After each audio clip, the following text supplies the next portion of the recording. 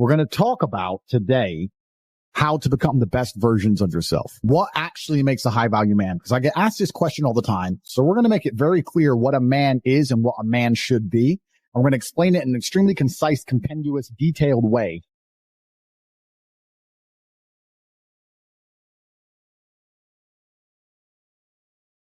When people look at you, why do they see you as a high value man? Do you have anything you project? Do you project true bravery? Do you project true confidence?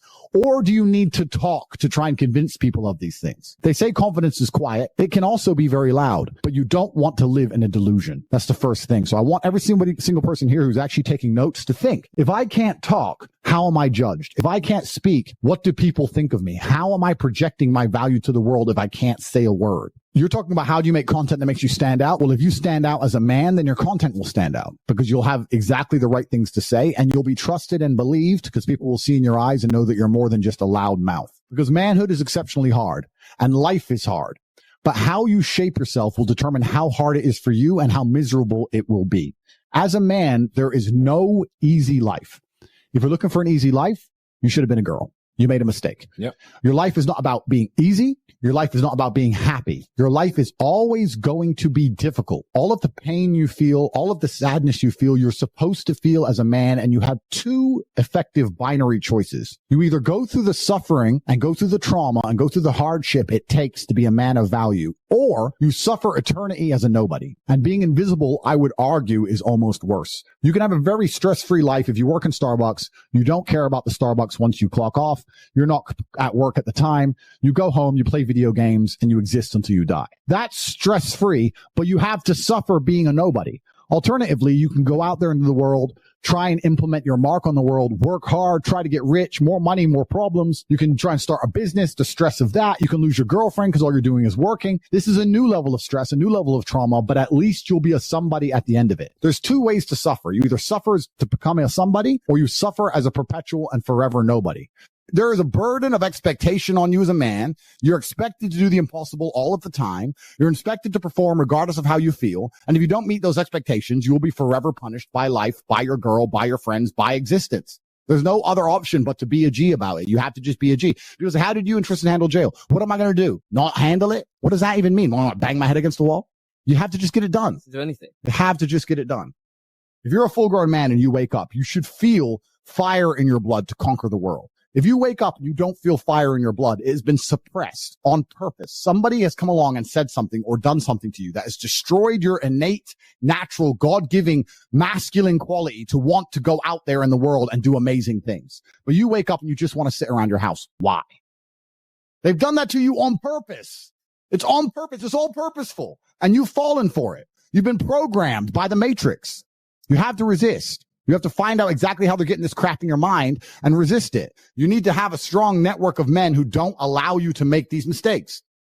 What's the point in being alive as a man if you don't live for anything bigger than yourself anyway? Am I going to live for myself and just hedonistically, eat ice cream like a girl? Yeah. Oh, I'm rich now, so I'm just going to eat ice cream all day. No, I'm going to tell the truth. And if I have to suffer for it, then that's the consequences. It's fine.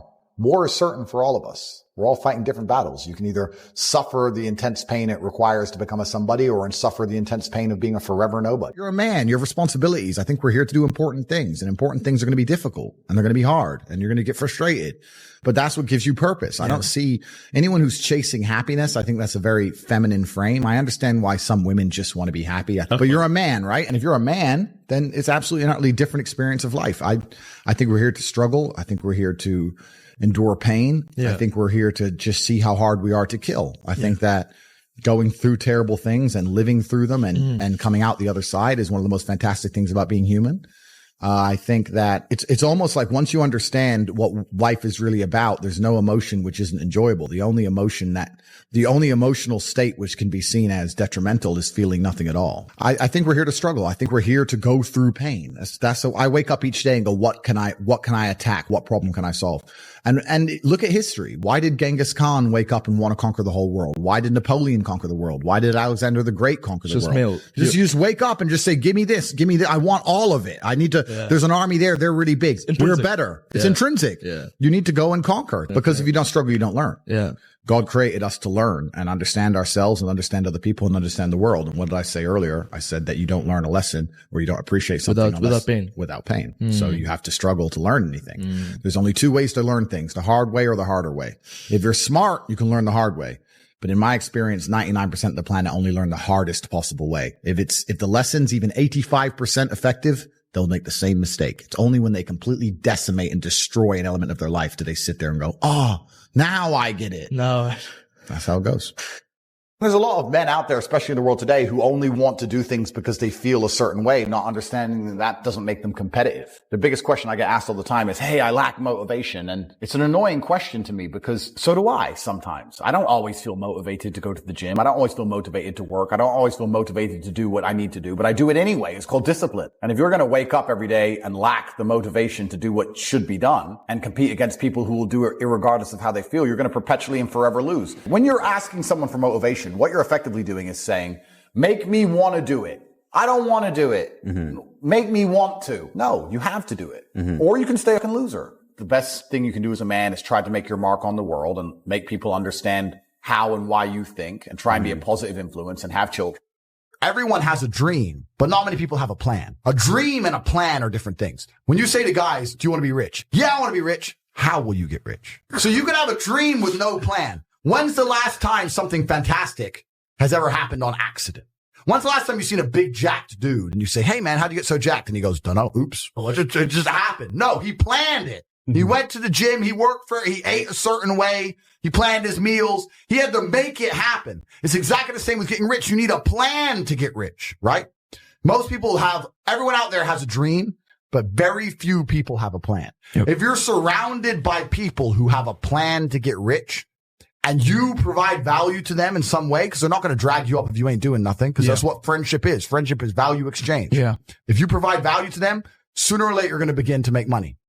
The problem with most people in the world today is not that they do a normal thing, it's that they do a normal thing and they don't try to be the best at it. Name a normie job. Making coffee. Making coffee. Boom. You're a barista. So the first thing you need to do is get very good at making coffees. That's the first thing you need to do. Be able to do it in a fancy way. Then you need to solicit attention. Well, if you can make coffees in a fancy way, and you can hire a videographer, you can then begin to make fancy coffees in a fancy way, and you can make it look good with a finalized product, and you can get a nice video made that's well cut with some fancy music. You can begin to put them on Instagram and solicit people to watch your Instagram. Now you have attention. How do you then turn that attention into money after you began to show your fancy coffees? Well, you could, let's say, put together a course or an academy or write a book on the magic of coffee or the secrets of coffee. And you would put a mystery on it. Don't say, I'll teach you how to make coffee. No, say the secrets of coffee. You'd have a link in your Instagram page and it would be $9 and it would tell people the secrets how to make coffee. You'd start to sell that for $9. You'd make a couple hundred or a couple thousand, not too much, but you continue to make fancy coffees. People continue to go to your Instagram page. You're now selling the secrets of how to make coffee. Then after people start knowing you as being a barista, you start to make these $9. You have $20,000, $30,000 in the bank. What you can do is launch your own coffee brand. You can go on Alibaba.com. You can find some coffee beans. You can put your face on it because your face is now a recognized brand. You can get your own coffee beans. You can begin to sell them on Instagram. Before you know it, you're making $10,000 or $15,000 a month. You can start to do tours. You can start to put posters on your Instagram or in your Instagram stories saying, I'm going to do master classes on how to make coffee, 20 people only, $1,000 each at this premium barista specialty coffee shop in London. The coffee shop will allow you to do it for free because they want people to know, get the advertising from you and your brand. You'll charge $1,000 each. That's 20 grand for a day. They teach people how to pour milk in a fucking cup. Boom. You've got a coffee brand. You've got an online school. You're doing seminars. You were a nobody. You worked in Starbucks. You were a loser. You put in a little bit of effort. Now you drive a Ferrari. Done. It is that easy to get rich in the world today if you actually try. Some people are so lazy that they will work every day instead of get rich. And they think because they're working every day that they're not lazy. I'll argue you're exceptionally lazy because you're so lazy that instead of trying and thinking outside of the box, you now have to enslave yourself for eternity. Everything I just told you about that could work for an electrician. So you ask, how can people make money? Well, let's imagine every barista who watches this now tries my idea. The winner is going to be one, the person who makes the most beautiful coffee, the person who makes the most beautiful videos, the person who works the longest, who tries the hardest, who makes the most videos, who makes his $9 Secrets of Coffee book that he sells on Amazon the best book, who gives the most value in his masterclass, who gets the best coffee beans for his coffee brand. Then it comes down to hard work. People say work smart, not hard. Disagree. Work smart and hard, because lots of people are working smart. I work smart and hard. So there's no avoiding the hard work. This idea that you can work smart and not hard, I don't buy that. I believe you're going to have to work hard, but you have to work on the right thing and work smart first. If you don't work smart, you're not on the starting line. So working smart puts you on the starting line. Then you got to work hard to win the race. The one of you that works hardest is going to be the one that makes the money. And then perhaps if you make a bunch of money, you can join the war room and you can come and speak to one of us in person. When you believe in something, you give it power. So I tried to say that when I felt at my lowest and I achieved the most I've ever achieved in my life, the reason I was capable of doing that is because I didn't believe in the paradigm of being a depressed person. I just believe that this is how I currently feel. I'm going to do whatever it takes to get my life to be better. And I gave a very simple example, an analogy. I said, if you take two people, one believes in ghosts and one doesn't. You put them both in haunted houses. And in the middle of the night, there's a bang. The person who believes in ghosts is now terrified. There's a ghost. They're calling an exorcist. They're panicking in the room. They're hiding. The person who doesn't believe in ghosts goes wind and goes back to sleep. It's the same noise. It's the same scenario, but it's the belief that's powerful in their mind that terrifies and ruins their life. Yeah. It's the belief in their mind that turns against them. And I've said this many times. I don't even give a shit about right and wrong. You can tell me you can give me with every scientific proof in the world, depression, blah. I refuse to believe in things that take my power away from me.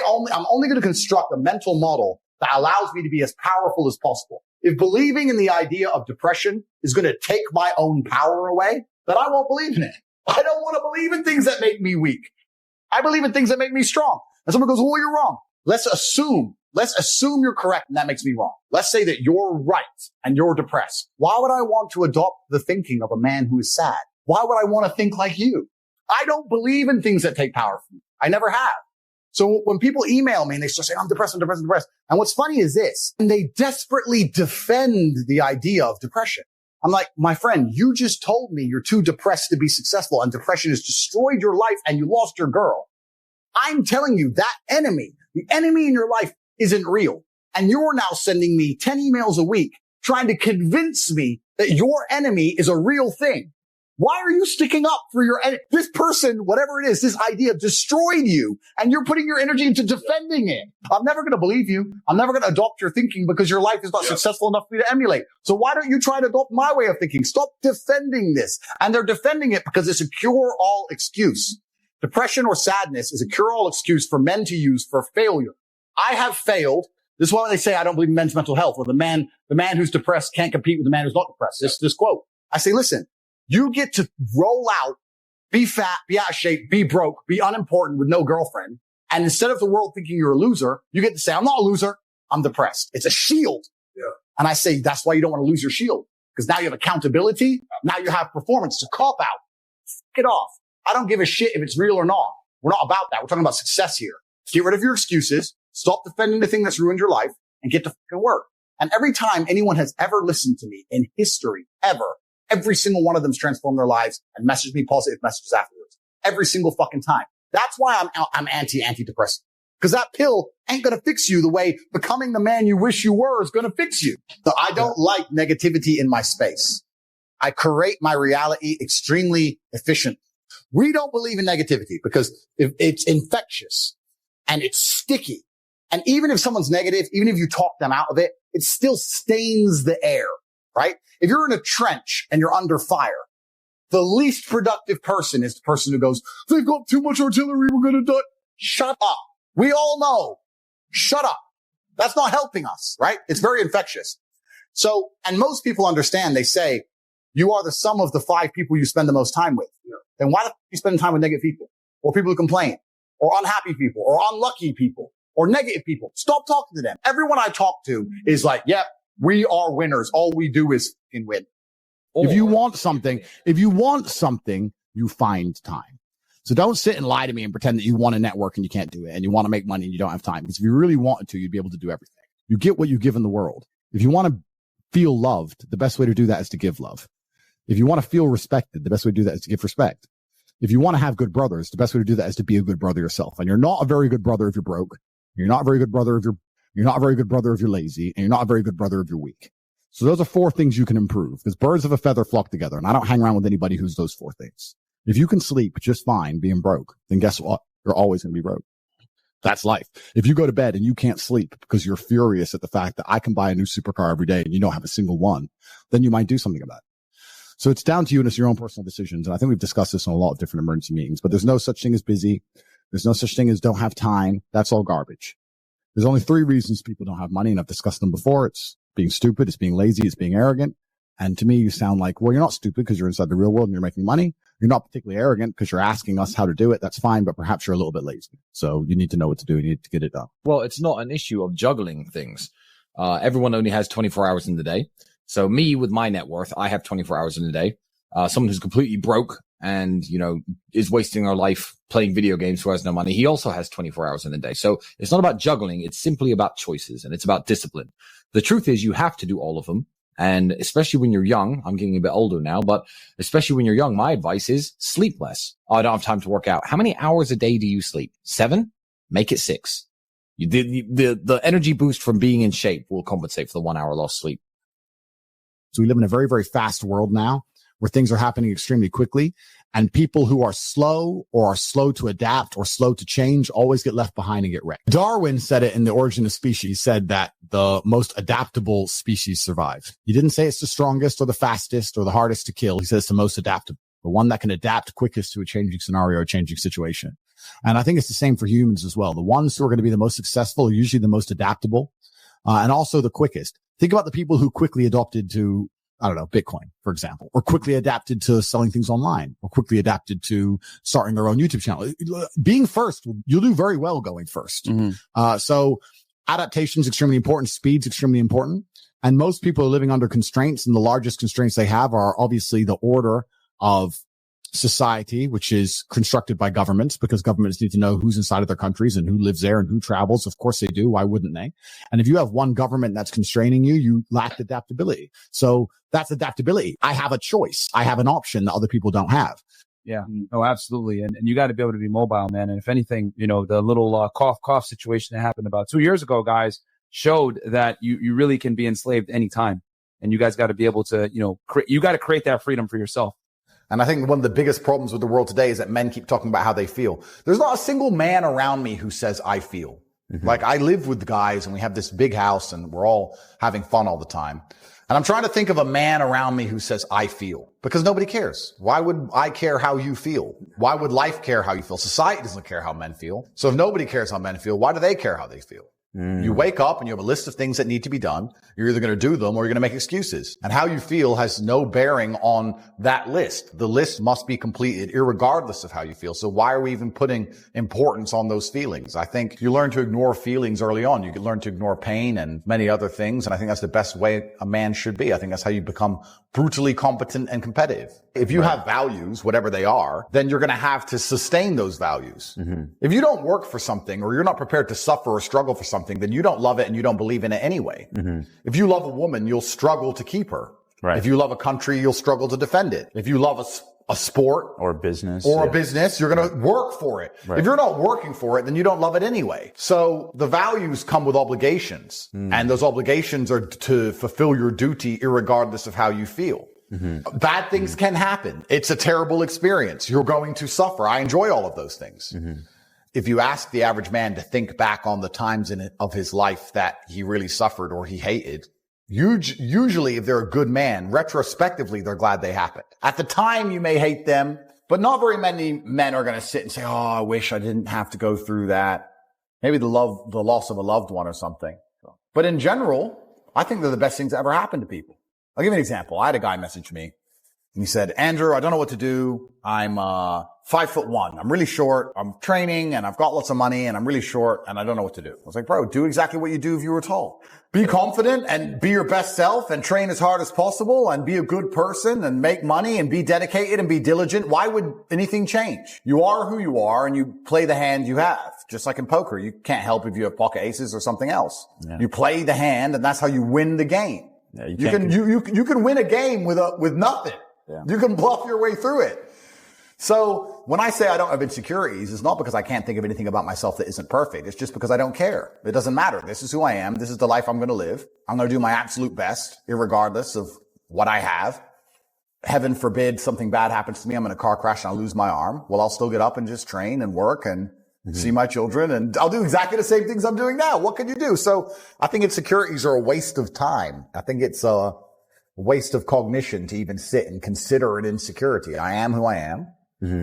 So I don't know. I can't think of any insecurities. I can't. War is certain for all of us. We're all fighting different battles. You can either suffer the intense pain it requires to become a somebody, or suffer the intense pain of being a forever nobody. Yeah, it's your choice.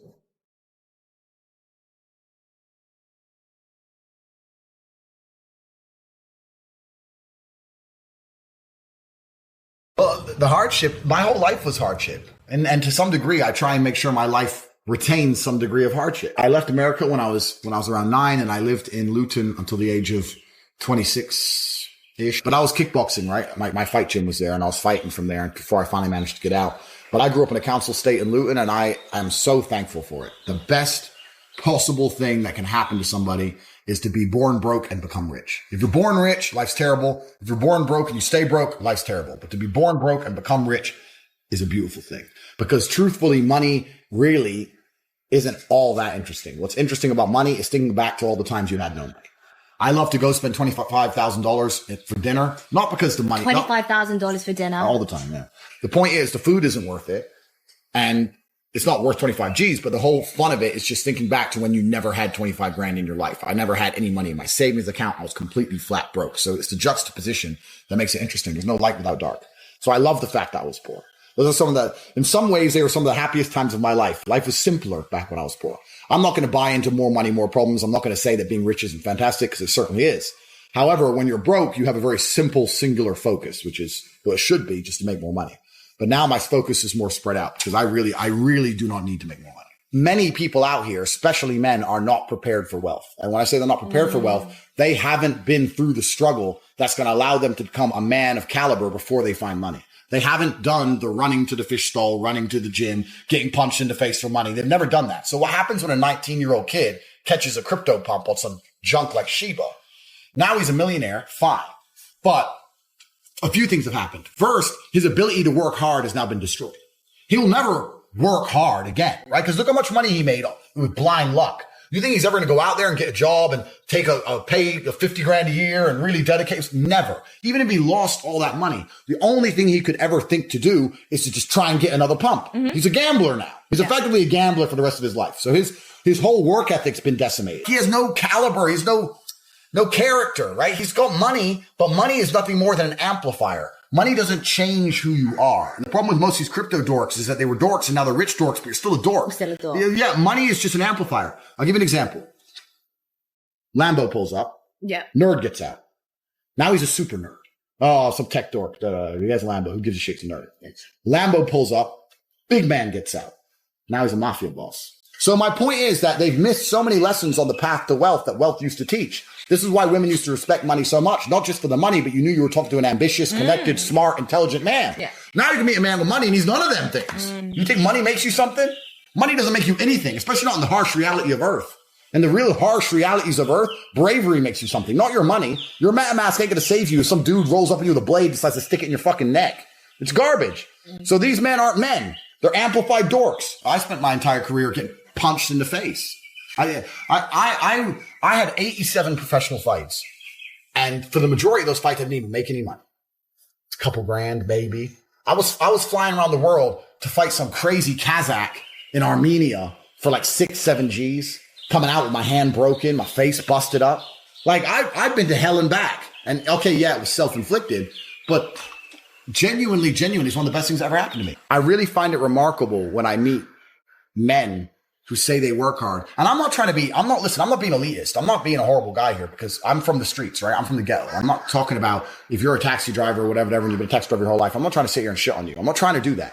I'm saying that, especially if you're a younger man and you have access to the internet and you're paying attention to the things that are going on in the world and you do your studying and you're not hard to do some work, blah, blah, blah. If you're not afraid of work, I find it amazing there's guys out here who are still broke. Really? How can you be poor in the modern society that we live in? Like, there's money everywhere. There is. It's literally everywhere. Like, so when I see a dude, and he's like, "Oh yeah, man, I'm broke." I just look at him and go, "You're not trying hard enough." You're not trying hard enough. Yeah. You're simply not trying hard enough. I can do it from a single mother, effectively, from a Luton council estate, to ultra high net worth individual. The unfortunate reality about money is that you are competing. So it's player versus player. It's like anything in the world. If you want that beautiful girl, so does everyone else. You have to win the competition. You want that car, you have to get it first. You want that money, everyone wants that money. You have to compete. It's competitive. Business is competitive. You are competing against people like me. You're competing against people like the people in my network. You're competing about people who only talk about money, who understand money very well, who operate in jurisdictions all around the planet, who are extremely well connected, who know things before you know them, who have mass influence and mass power and mass resource. You're competing against me. This is what you must understand. You're not waking up going, I want to make some money. You're competing against people like me. You're competing against billionaires. You're competing against hedge funds. How did these hedge funds keep growing? Where are they getting that money from? From the brokies. They're robbing you. They're robbing all the poor people from the pension fund. Dummy. That's where they get it from. This is who you're competing against. So the competition is absolutely and utterly fierce.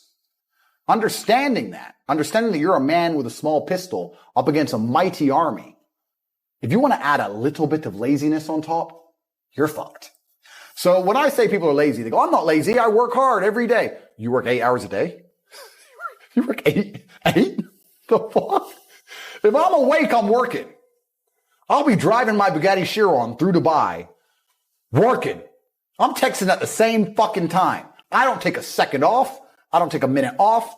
I don't relax. I don't rest. I don't stop. I don't chill. None. Ever. I'm either asleep or at work. That's it. You drive down a street in London, you're driving past trillions of dollars. There's money everywhere. It's all around us. When I was broke, I thought that the world was broke. I thought that there was no money. And then I got rich and realized that I was completely and utterly wrong. There's so much money. It's everywhere. If I go to try and buy a plane or a jet, they're always sold out. My yacht is a fucking 6-year waiting list. I want a Bugatti. They launch it. The email comes to my email address. 2 minutes later, gone. Like, there's so much money. If I want a diamond watch or a $1 million watch or $1 million Rolex, you can't get this stuff. There is so much money out there. Once you get to a certain echelon, you realize there's money fucking everywhere. So there's plenty of money in the world. People with no money are just not very good at taking it. So you need to start paying attention. I started off with a really basic, boring job. I was carrying boxes of ice in a fish market. You know, I wasn't doing anything elaborate, but at least I was working. At least I was getting up at 5 a.m, running to work, working all day, running to the fight gym, fighting all night, running home. This is what I respect. This. I didn't have a car. Yeah. My family didn't have a car, right? It was literally just run. I used to run 9 miles a day to get places. So I had to get places. I just run. So like I couldn't wear nice clothes because I get sweaty, right? So I was this guy who just wear a tracksuit, a t-shirt, take my t-shirt off so I didn't sweat too much and just run everywhere around Luton. You just see me, the crazy guy, just running. It was bad. Yeah, I grew up in a bad place. But I've always had, the point is I've always had that fire inside of me. I've always had that desire inside of me. I think every man is born with a masculine fire. I think it's certainly the reason why so many things in history happen. It's the reason why so many armies tried to conquer the land. Look, why? Why would the Romans wake up and look in a random direction and say, let's go over there, whoever's there, let's kill him? That's inside of men. There's something masculine about conquest, right? That fire has been dampened. It's been dampened by distraction and consumption and all these things. But for me, I think the fact that I was so broke, I couldn't really distract myself. I couldn't consume anything. I couldn't buy anything. Like, so what do? It was either a life of crime or a life of punching people in the face and getting paid for it. So I chose to get paid.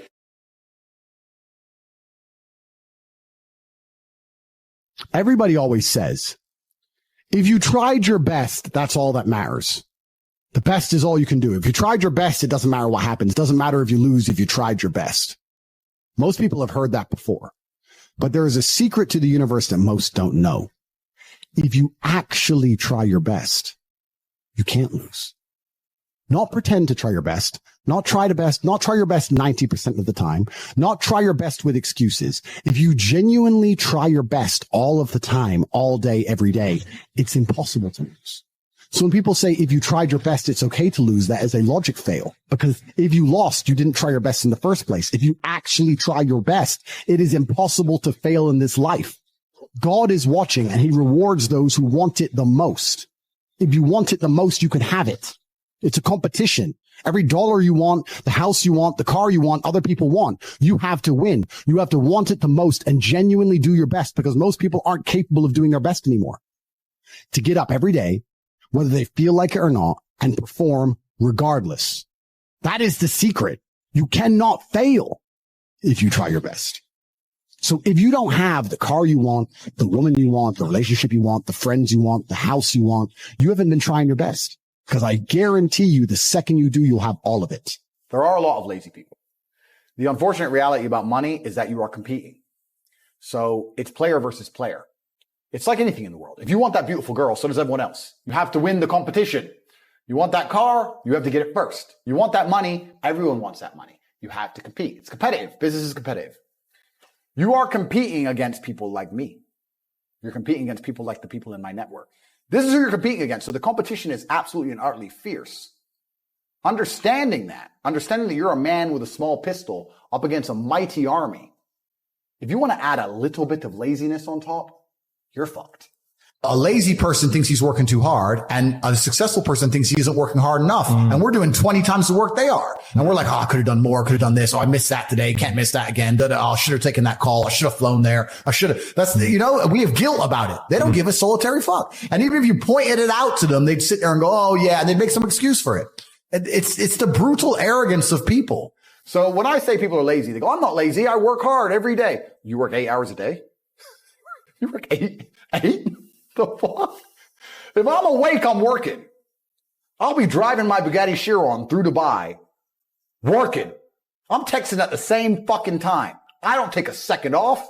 I don't take a minute off. I don't relax. I don't rest. I don't stop. I don't chill. None. Ever. I'm either asleep or at work. That's it. Second I wake up, I check my phone, I begin working. I go to the gym. In between sets, I am working. I'm online working the entire fucking day. Until the second I go to sleep, I am at work. That is all I do. And you are at home competing against me, and you want to watch a movie tonight and then say you're not lazy. You're fucking lazy, and you're going to lose forever. I've never seen anybody dedicate themselves to something completely and fail. I've never seen somebody eat right, go to the gym every day, train really hard, and not be in good shape. I've literally never seen it. The universe is extremely giving. If you actually try and you actually want it and you're actually not making excuses, lying, talking shit, you're going to get what you want. 99% of what men do is for status. We want to be in good shape for status. We want the fast car for status. We want the nice house for status. We want the diamond watch. We want the hot girl. This is all for our status. Look at me. I'm the big dog. This is how we compete with each other. If you're going to be a dude who pretends that's not true or be a dude who doesn't want to compete, your life's going to fucking suck. I have no sympathy for losers. I want to make this another thing clear that ends up on TikTok and everyone cries their eyes out. I don't give a solitary fuck if you want to stay at the bottom of the societal totem pole. If I'm going to ignore how I feel day after day so I can perform, regardless of whether I'm sad, happy, pissed off, tired, if I'm going to get up and work anyway when I'm tired, how do you expect me to feel sorry for you because you didn't work when you were tired? If I don't care about my own emotions, I certainly don't give a solitary shit about yours. If you want to stay a loser, stay one. Good. It's fine. Stay a loser. I have no sympathy for you. I don't care. I am absolutely and utterly a believer in hard work. I'm a proponent of hard work. I have all this money and all I do is work. My entire life is work. This podcast is work. I'm getting in the car. I'm going to another meeting. Work. I want to go to the gym so I'm in good shape. Work. It's all work. My entire life is work. And people don't want to look at life that way. They want to talk about work-life balance and being lazy and all this crap. I don't believe in any of that. I believe in if you want to win, you have to outcompete the man who's prepared to do nothing but work. It's player versus player. If you're going to sit there and go, I don't want to work more than an hour a day. Well, the guy who does want to work more than an hour a day is going to beat you. And no matter how smart you are, there's always a smart dude who's doing the same smart work you are for more hours than you're doing it. That's just the nature of the game. You know, you're not doing anything and you're asking the question, hoping I'm going to give you some magical answer that's going to allow you to be motivated forever. But motivation isn't real. Everyone says this. Motivation is not real. Discipline's real. I do not feel like training, but I still train because I'm a disciplined individual. You don't get to go through life only doing the things you feel like doing. Do you know who gets to do that? Women. Beautiful women. Beautiful women get to do what they feel like doing. As a man, you have to do the things you're supposed to do because what we said earlier is absolutely true. It's player versus player, my friend. Now, if I wake up, I've already got this massive head start over you in life and nearly every genetic gift, plus all my finances, plus my network. And I wake up and I decide, even though I don't feel like working, I'm going to work my ass off. And you wake up way down there, a peon, and you can't be bothered to work. What chance do you have against men like us? You don't stand a chance. You can't get the girl. We'll take the girl off you. We'll bankrupt your ass. We'll kick you out your house. You name it. You don't stand a chance. Now, if you're going to wake up and look in the mirror and understand that you're absolutely and utterly crushable, that you're a rabbit and that lions exist, and that's not going to motivate you to do something about it, then you're a lost cause. If you want to stay killable, then stay killable.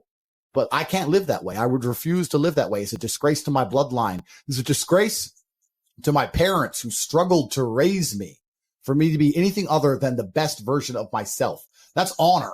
I have honor to my last name and to my ancestry. It would be disgusting for them all to have fought saber-toothed tigers so I can wake my lazy ass up, jerk off all day, and ask on YouTube how I can stop being a fucking loser. You understand where I'm coming from? Oh, 100%. So this is down to you, my friend. And listen, you may feel fired up for 10 minutes after this little talk, but you're not going to feel fired up forever. You need to put systems in place. You need to get discipline. And like Justin says, you need to get an atmosphere of people around you who are going to keep you accountable and not make it easy for you to continue to be a fucking nobody. And then you're going to fix your life. Otherwise, you're going to stay a nobody.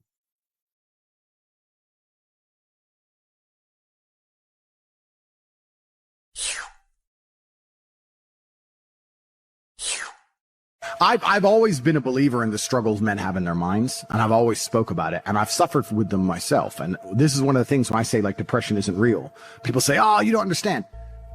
Let me counter that argument by saying I understand very well. Me convincing myself and me deciding that depression isn't real is how I prevent myself from ever feeling depressed. And I've only constructed that mental model because I've been in situations in my life where I felt depressed. I'm not saying depression isn't real because I've never felt depressed. I'm saying depression isn't real because I've been very depressed. The people don't understand where my mindset comes from. I understand struggle and mental health and all these things. And yeah, jail was another chance to certainly touch on them, because in jail, in real life, when you have my kind of resource, you can distract yourself very easily. If you're sitting around and feel a bit mopey, if I'm sitting here and I'm a bit like, I can literally make a phone call and in 45 minutes be in the air on my way to anywhere on the planet with whoever I want to do anything I want. So you can distract yourself. I'm not saying it fixes all mental health, but it distracts you. Whereas in jail, you are stuck alone with your thoughts. And it was certainly a test of my mental resolve. And I would say that I passed.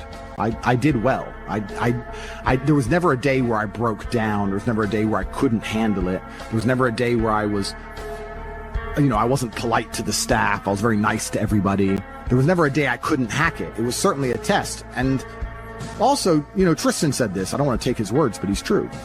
You go through life telling everyone you're the baddest motherfucker there is. Sooner or later, someone's going to test you. You walk in the pub and you say, I'm the hardest man there is. Sooner or later, someone's going to fight you. Sooner or later. And life's like that. You want to be the top G and you want to go through life and say, I'm the top G. Then God's going to say, well, we're going to see if you deserve to call yourself the top G or not. We're going to put you in a Romanian jail cell. And we're going to leave you there to rot. You're not going to know how long you're in there for. And the biggest mindfuck is I thought I was going to be in there for years. I had no idea. Everyone's telling me years. I thought I was going to be in there for years.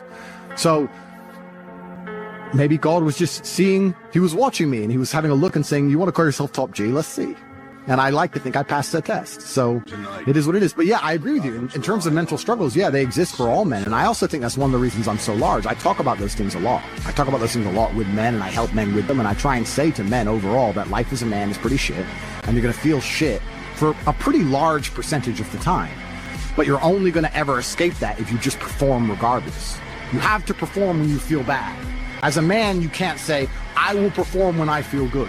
It doesn't work that way because our heads are too complicated and life's too complicated. There's too much on our shoulders. We have too much stress and too much pressure.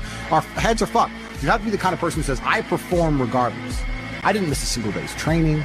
I didn't miss a please. I didn't miss a thank you. I'm not saying I was happy. I'm saying I did exactly what I was supposed to do. The worst thing about prison, I think, for everybody else, because there's a lot of men in there who were crying, a lot of men who were having mental breakdowns, I think it is the problem I didn't have, which is knowing that if you're a normal man, you go to jail, they just pick you up and you go to jail. Who pays the rent? Who's feeding your kids? Who's your wife sleeping with? Life gets hard for all the external things you can no longer control, things that were your responsibility. I was lucky I didn't have those problems. And when I spoke to people, most people's issues were things that were happening on the outside. And I felt really good knowing that my life is set up in a way where even if I'm plucked from it, it operates. And I set that up because I thought they were going to kill me. Even to this day, if they shoot me right now, everyone around, everything would be okay. I don't have to exist for my life to function. So that was fantastic about jail. The worst thing about jail, I mean, the cockroaches started off really bad, but after a few days, it's amazing how quickly you get used to cockroaches just in your bed. you just like just kick them out of the way. That was kind of bad.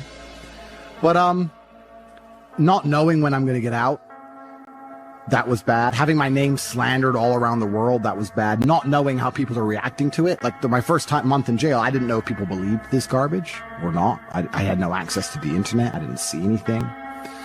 There was a lot about it that was hard. But I have to believe it's going to make me a better person. Why else did I go? What did I go for? To waste 3 months? To stare at a wall for 3 months? Is that why I went to jail? No, I must have gone to jail to become a better person. I must have learned something. I have to self-analyze and find the lessons and pick it out. And I think a lot of people don't do that with all the bad situations in your life. regardless of whether you went to jail or a woman left you or your business failed, whatever it is, you need to analyze the entire situation and say, okay, what can I learn? There's a big pile of shit here, but there must be a little bit of gold inside. So I've just tried to look at it as a massive learning experience, and perhaps that's a coping mechanism, but I've found a lot of lessons which I'm implementing, and there's a very strong chance they're going to put me back. Not because I'm guilty, because I haven't done anything wrong, but because I'm currently in the middle of a judicial system. I'm in the judicial system of a country. I don't truly understand the language. I don't understand the judicial system. I don't understand the charges against me. I don't understand how any of this can be legal. I don't understand where it's come from. I don't understand the evidence they believe they have. And here I am stuck in this process, and who knows how it's going to end. There are moments in your life that you feel overwhelmed by life, by people, by your own circumstances, by struggles. We all get knocked down in every aspect of life. Life has a way of humbling you. Life will make you shut up. Life will mute you. You're going to feel awkward and stupid and dumb sometimes. At times you won't want to come out the house. At times you'll be feeling bad and don't know why. What's wrong? I don't know. Just leave me alone. You will cry. You're going to fail, and you're going to be in your head. You're going to be saying, I'm not good enough. But it's okay. It goes with the territory. It's a part of the deal. The real challenge of growth comes when you get knocked down. You got to get messed up sometime. You got to get dirty. You got to get your feelings hurt. You got to get disappointed. You're going to ask somebody for some money. He's going to tell you no. That's just dirt. How you handle it, that's where the growth takes place. You want to take responsibility for your life. I got me here, I can get me out of this. If somebody came and knocked you down, there ain't nothing you can do about it. But if I come back a week later and you're still on the ground, we got a problem. You can decide that you're going to change, that you're not going to be a wimp. The way you were born, what happened to you is not your fault. But doggone it, you still on the ground after 20 years? See, you get tripped out because you got dirt on you. But you need dirt on you to develop. If you get knocked down, there's nothing you can do about it. But getting back up has every single thing to do with you. Don't you give up on your dream. Don't you do it. Don't you do it. Don't you do it. See, you get mad when haters come your way. You get mad because you get a setback. You get mad because they talking about you. That's dirt. You are not the only person that's been through a divorce, boo. Get over it. You're not the first one they let go of. You won't be the last one. The question is, what you gonna do about it? I'm not going to be a volunteer victim. You can decide that you're going to stand up to life. I just need you to identify what your pain is, and then I need you to ask yourself what you're going to do about it. And maybe you've been knocked down in your life, and it seems like, hey, the fight is over. It is not over unless you quit. You can permit it to let it hold you down, or you can decide, I'm not going to let that happen to me. You have a choice to either give up or get up. You got to get gritty, man. You got to develop some dog in you. You can decide, I'm going to work on myself and develop myself. I'm going to empower me. You have to learn to turn and look at every obstacle as an opportunity. I will not give up. Every time I get knocked down, I will get back up and I will succeed. I love myself enough not to be trapped in the same doggone spot for the rest of my life. No pain, no gain. Pain has a purpose. Your pain ain't permanent. It might last for a second. It might last for a minute. It might last for months. But sooner or later, if you do not surrender, if you do not give up, it will subside. Don't go through it. Grow through it. As pain leaves your body, guess what's going to take its place? Success. You cannot build anything that won't bring a battle. And if you're going through a battle right now, it's only because you're building something. Stop running from your pain and embrace your pain. What will you do with your pain? Will you let it break you or will you let it redefine you? Your pain is going to be a part of your prize. I challenge you to push yourself. You want affirmation? Look yourself in the mirror and say, I think I can. I know I can. You've got to decide to be relentless. You've got to decide never to give up. Do whatever it takes. You your biggest driver. You've got to find some reasons within yourself that will give you the stamina when life catches you on the blind side to keep on calling and coming back again and again and again. You see, the fight's not over if you've been knocked down. It's only over if you quit. Because life is a fight. It's a fight for integrity, your goals, your dreams, your ambitions. So every morning, I've got to wake up and I've got to fight. You gonna quit or you gonna make it to your silver? You gonna quit or you gonna make it to your goal? So you can stop waiting for it, you can stop wishing for it, and you can get on with the rest of your life. I got to fight for my dreams. I got to fight for character. I got to fight for integrity. When you get to the point where enough is enough, doors start opening, opportunities start happening. But what you cannot do is you cannot quit during the process. All I'm saying is don't quit. I didn't say don't rest. Mentally, you can stay connected. But to win fights, you got to have stamina. You got to be ready to fight and bounce back. You better not feel sorry for yourself. You better get up and fight. And some of you are not successful because every single time you run up against a trial, you stop. I need you to match whatever effort the enemy is putting up. Match the doggone efforts. I'm going to think, I'm going to execute, and I'm going to win. And that's how you get to the next level. You cannot give up because it ain't what you see. You cannot give up. It's when you have nothing left. It's when you depleted all your money. When you have nothing left, that's when it's showtime. At the end of pain is your promise. So stop crying about it and use your energy to get through it. When you find a way out of no way, when you find breath that you don't have, when you want this thing as bad as you want to breathe, that's when you find a way. I cannot stop what happens to me, but I can dictate how I respond. I invested too much to quit. So when life happens, I don't just sit there and cry. I buck back. Because all of us, if you live long enough, will go through a period of feeling so overwhelmed. Sooner or later you feel, oh God, just get me out of this.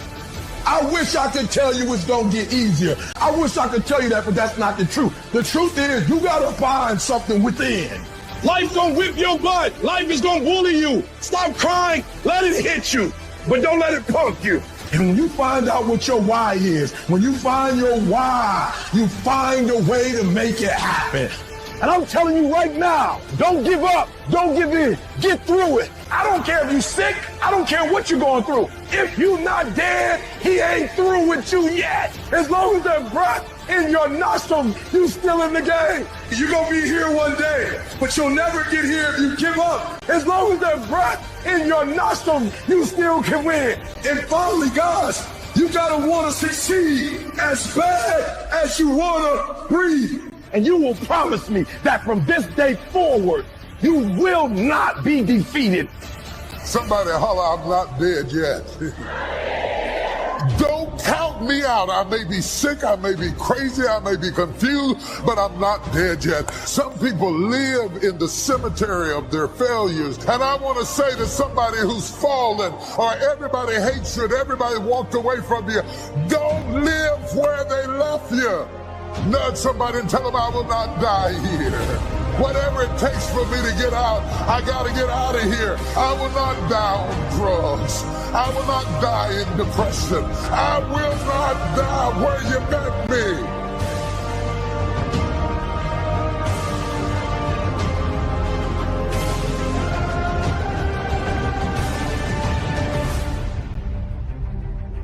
Number one motivating thing for me, and I'm just being honest, was I was sick and tired of being poor. My mother was poor, my father was poor, my brothers and sisters were poor. I lived in a poor neighborhood, we lived in a poor house. And I would see, like at Christmas time, my father would put us in the car and take us out to the suburbs to see the Christmas lights. And I would see these big houses, man. I told my father, I said, Dad, I said, why don't we get one of these houses? He said, boy, I ain't got no money for this kind of house. He said, but if you work hard, You can make some money, you can buy you one of these houses. My motivation was to buy a big house so I could put up Christmas lights. And I always dreamed of buying my mother and father a real house. And before they died, I was able to do all of that. You have to find a dream that's so big that it overwhelms all of your fears and causes you to never give up. Always go to something bigger than yourself. I'm wondering if you've been defeated because you have been giving yourself wholly to something that was too small to hold you. Are you trying to take a bath in a bowl? Are you not guilty of immersing yourself into things that were too small to hold your vision? Why you keep imagining buying a house? Why do you keep imagining getting rich one day? Why do you keep imagining that? Because God is talking to you. You got to start believing in your imagination.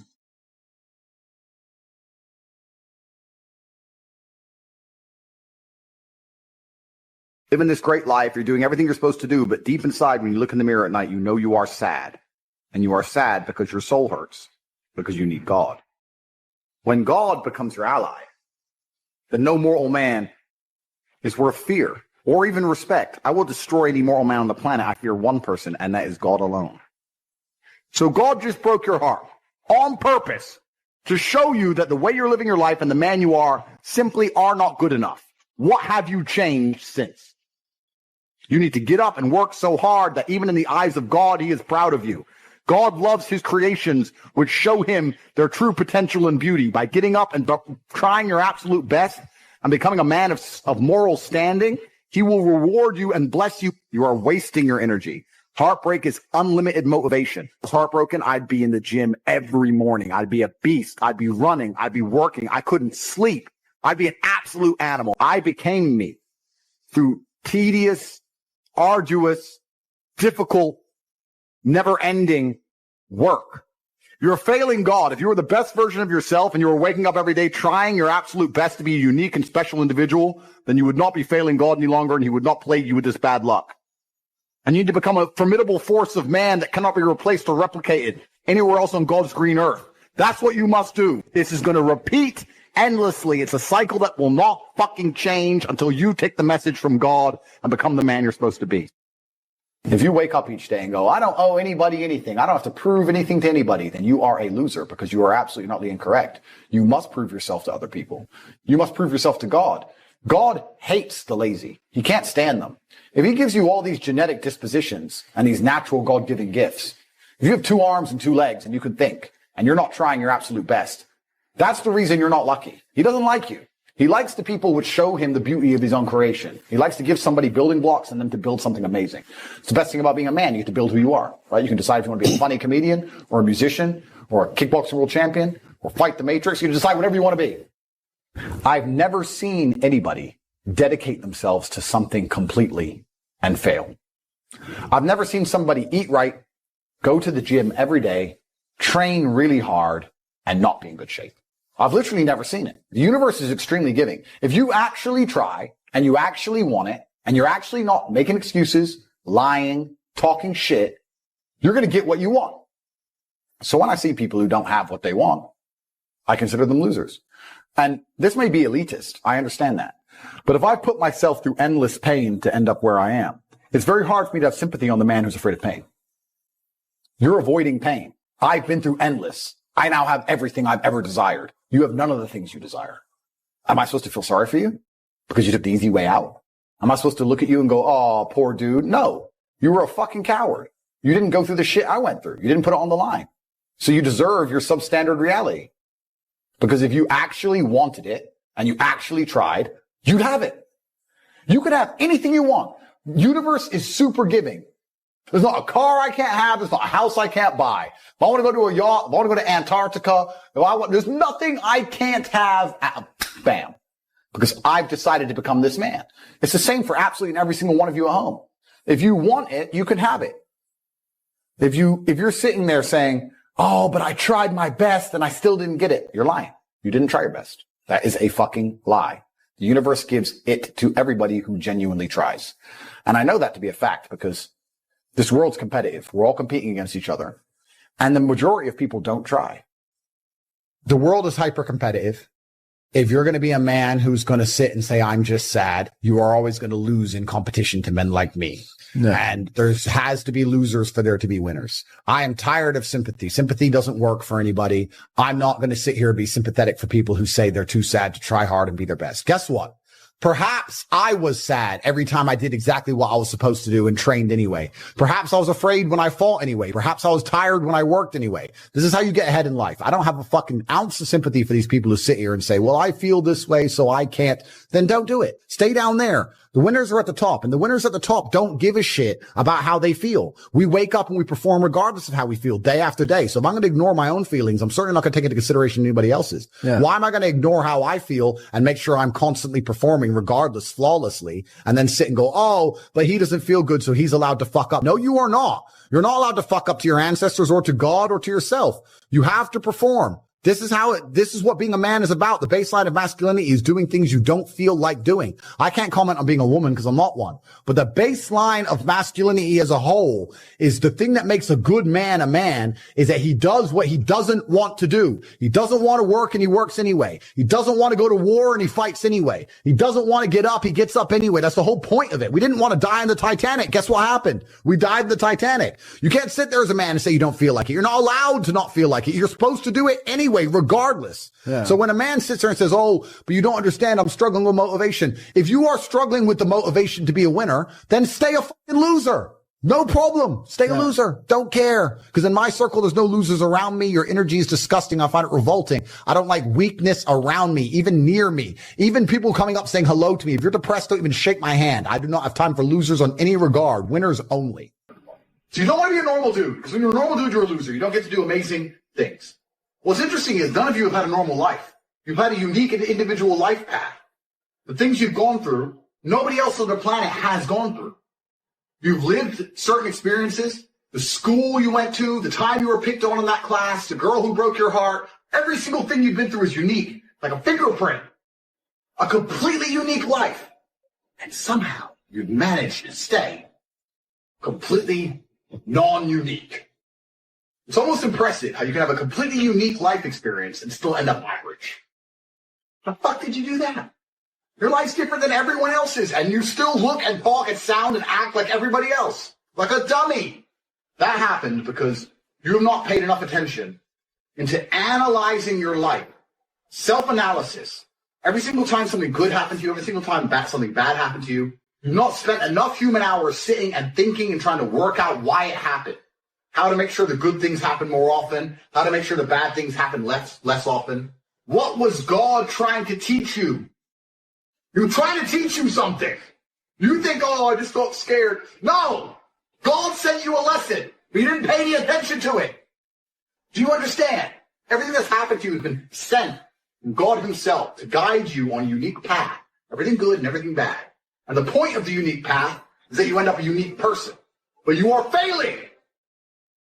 God is unhappy because you're not trying hard enough. God hates the lazy. God wants people who try. You understand? You know what I can't stand when I hear Christians say, if it was the Lord's will, I would have had some money by now. No. You can't dump that on God. He said faith without works is dead. I'm just asking you, man, to try something new. Now, if that ain't what you want to do, then good luck.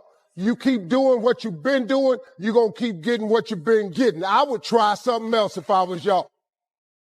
Look at somebody and say, it'll work if you work it. Work it. I started my church with 7 people in a building, cooking ribs and chicken to pay the rent. When they were calling me the boy pastor, and they were making fun of me and said I would never be nothing. I worked a job and I preached on the side and I put my check in the offering to keep the doors open. And whatever we had left, we cooked up and sold dinners to get another month to fight again.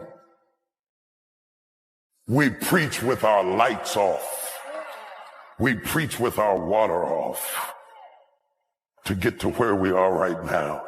And I came to tell you today, whatever it is you are trying to build, if you won't sacrifice for it, if you won't be hungry for it, if you won't sweat for it, if you won't bury your pride and put in the work for it, you don't have the right to get it until you will stay up at night and go to school while other people are watching the game and read and work and pray to get to be whoever it is you are trying to be. You have not got the right. You need guts. You can't be this without guts. I preached 1.5 years in an empty room. Forget about my dream. What is your dream? What is your goal? And what will you put into it in order to get what you're trying to get from God? How much? It will only work if you work it. If this message spoke to you as a man, you can either cower down and give up and let your wife become your mama, or you can stand up like a grown man and handle your business. Get out of your feelings. People will not work for emotional people who have meltdowns and freak out and hold grudges. You have to be bigger than that. We don't have time to deal with your attitudes, so stop popping your neck, hold your head up, get yourself together, and get ready to fight the good fight of faith. I've been wondering why it didn't happen. I didn't realize I had to serve to lead. Nobody ever taught me how much it costs. Greatness is expensive.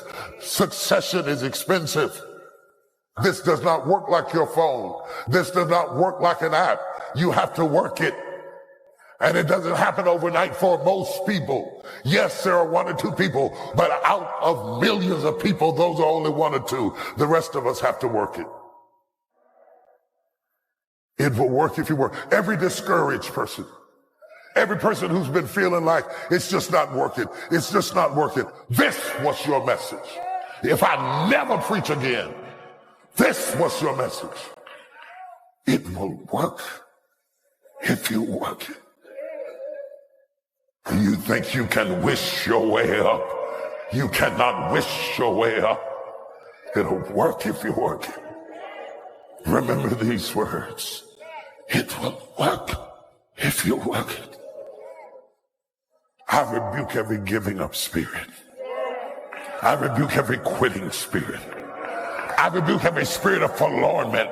I rebuke every spirit of frustration. The devil is a lie. He's trying to talk you out of your future and tell you you cannot do what God called you to do. The dreams God has placed in your heart are not going to come to pass without opposition, without delays. There will be plenty of opportunities to get discouraged, think that it's not meant to be. If you give up after the first time or the 30th time, what that really means is you didn't want it bad enough. There should be something you're believing for that you are relentless. Your attitude is, if I have to believe my whole life, I'm not going to stop believing. I'm